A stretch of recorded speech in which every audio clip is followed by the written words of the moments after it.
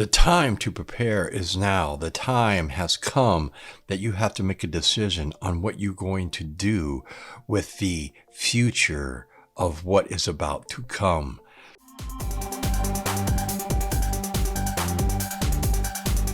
You know, there is a lot of different things that are going to be taking place. A lot of the economic people of this country are warning on the food shortage crisis that could be coming, the higher prices of food, if you could believe that they could go any higher than what they already have.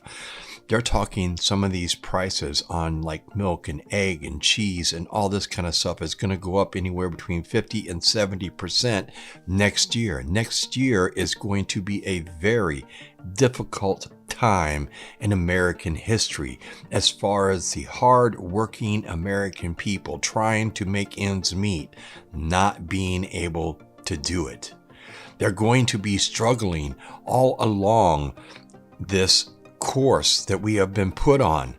These high inflation rates, the recession, could be catastrophic for a lot of American families.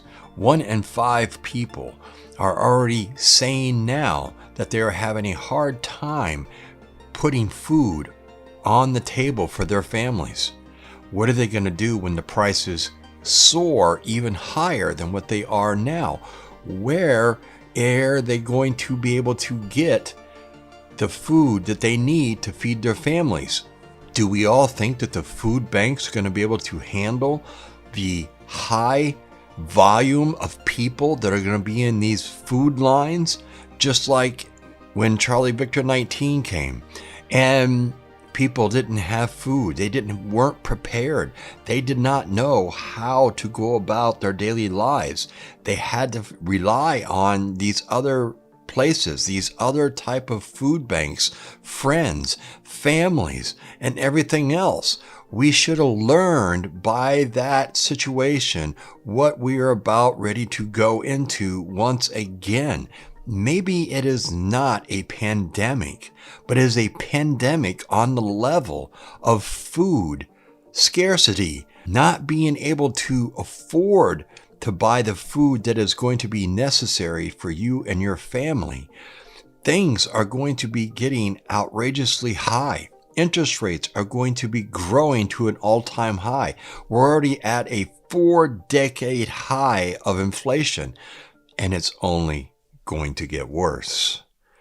We have to make a plan. We have to start planning now on what we're going to do with what is ahead of us. How are we going to overcome all these different obstacles that we're going to have to deal with on a daily basis, on a weekly basis? When you get paid, are you going to have enough money left to buy food and put it on the table? Once you pay for your housing, once you pay for your heating, once you pay for your vehicle and the gas it's going to cost you to get back and forth to work, are you going to be able to survive working a 9-to-5 job? Or are you going to be someone that's going to have to work 2, maybe 3 jobs just to make ends meet so that you can put that food on the table? The price of chicken itself has risen so much over the last year that a lot of people can't even afford to buy chicken anymore. It's getting to the point to where something has to give. We have to have some type of stability to come back into the system to really get this under control. We do not really know where this is going to end. We do not even know how hard this is going to be on so many people. We do know that this is more than likely going to be coming shortly after the November elections. We do know that they're going to be raising the interest rate again. We do know that whether they want to tell us or not, folks, we are headed into a massive recession. It's only a matter of time before all these things start to all line up in perfect order as the stars aligned in the heavens, that we are going to have a plan, because these things are going to come back and they're going to start adding up where we cannot do and afford what we need to be able to do and afford. We need to make sure that our kids have food. We need to make sure our kids have the clothing they need for winter. We need to make sure that the kids have the supplies they need for school. We have to make sure that we are also prepared for the winter time and that we can survive the winter doing our jobs, getting to work, putting a roof over our kids' head, making sure our kids are fed 3 square meals a day, not 1. We don't want to be the one.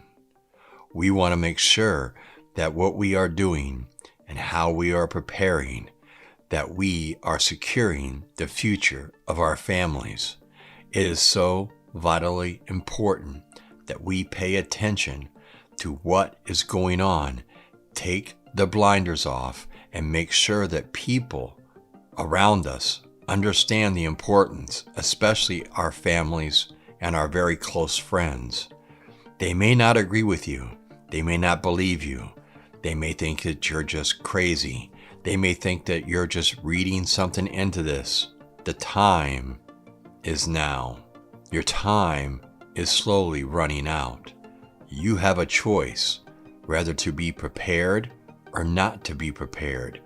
Do you want to be in that food line, or do you want to be home safe with your family? That is the question. The question stands: what are you going to do today to make tomorrow a better future for you and your family and your kids? Because in the end, that is what this is all about, and why you need to be planning and why you need to be paying attention. Your family depends on you being prepared and being ahead of the game, so that you will not be going hungry. You will not be cold. You will be just fine. Maybe things could be tough, but if you're prepared, it won't be as tough as it's going to be if you're not prepared in the very end. Thank you for joining me on this video today. I'm Survival Preparedness for Beginners. Please make sure you hit the like button, subscribe, and I look forward to your comments. Till next time, I will catch all of you on the flip side.